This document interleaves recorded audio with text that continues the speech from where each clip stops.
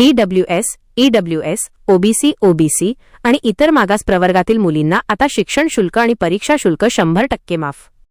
मुंबई, राज्यातील उच्च व तंत्रशिक्षण घेणाऱ्या विद्यार्थिनींसाठी राज्य सरकारने एक अत्यंत दिलासादायक आणि ऐतिहासिक निर्णय घेतला आहे. व्यावसायिक अभ्यासक्रमांना प्रवेश घेणाऱ्या आणि ज्यांच्या कुटुंबाचे वार्षिक उत्पन्न 8 लाख रुपयांपेक्षा कमी आहे अशा ईडब्ल्यूएस, ओबीसी आणि इतर मागास प्रवर्गातील मुलींना आता शिक्षण शुल्क आणि परीक्षा शुल्कात 100% सवलत देण्याचा निर्णय शासनाने घेतला आहे. यापूर्वी या प्रवर्गातील विद्यार्थिनींना 50% शुल्क माफी मिळत होती.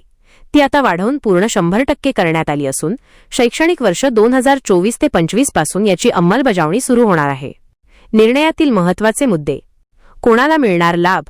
आर्थिकदृष्ट्या दुर्बल घटक ईडब्ल्यूएस, सामाजिक व शैक्षणिकदृष्ट्या मागास प्रवर्ग एसईबीसी आणि इतर मागास प्रवर्ग ओबीसीमधील ज्या विद्यार्थिनींच्या कुटुंबाचे वार्षिक उत्पन्न 8 लाख रुपये किंवा त्यापेक्षा कमी आहे त्या सर्व या योजनेस पात्र असतील.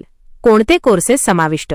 उच्च व तंत्रशिक्षण, वैद्यकीय शिक्षण, औषधी द्रव्ये, कृषी, पशुसंवर्धन, दुग्ध व्यवसाय विकास आणि मत्स्य व्यवसाय विभागाअंतर्गत येणाऱ्या सर्व मान्यताप्राप्त व्यावसायिक अभ्यासक्रमांना ही सवलत लागू असेल. प्रवेश प्रक्रिया. केवळ केंद्रीभूत प्रवेश प्रक्रियेद्वारे सीएपी प्रवेश घेणाऱ्या विद्यार्थिनींनाच हा लाभ मिळेल. मॅनेजमेंट कोटा किंवा संस्था स्तरावरील प्रवेशांना ही सवलत लागू असणार नाही. अनाथ मुलींनाही दिलासा. या योजनेचा लाभ केवळ मुलींनाच नव्हे तर संस्थात्मक व संस्थाबाह्य अशा दोन्ही प्रवर्गातील अनाथ मुले व मुलींनाही देण्यात येणार आहे. निधीची तरतूद.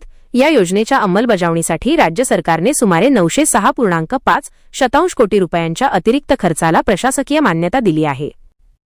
महिला सक्षमीकरणाच्या दृष्टीने आणि व्यावसायिक शिक्षण घेणाऱ्या मुलींची संख्या वाढवण्यासाठी सरकारने घेतलेला हा निर्णय राज्यातील लाखो विद्यार्थिनींसाठी वरदान ठरणार आहे. व्हिडिओमधील शासन निर्णय व परिपत्रक आपणास हवे असेल तर ते आपल्या शासन निर्णय व परिपत्रक या टेलिग्राम चॅनलवर उपलब्ध करून देण्यात आलेले आहे. त्या ठिकाणावरून आपण ते डाउनलोड करून घ्यावे.